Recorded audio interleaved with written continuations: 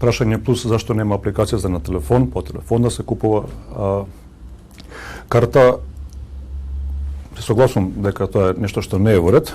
Од друга страна, не сакам да се изземам од одговорност поради тоа што за тоа е одговорно другото предпријатие на Македонски железници транспорт, кој што го организира транспортот и купување на билети за потребите на сообраќајот, на железничкиот сообраќај. Она што е недобра ситуација е тоа дека транспортот е спуштен на многу ниско ниво. Има сериозно намален број на патници за разлика од, да кажеме, 10 и 15 години до сега.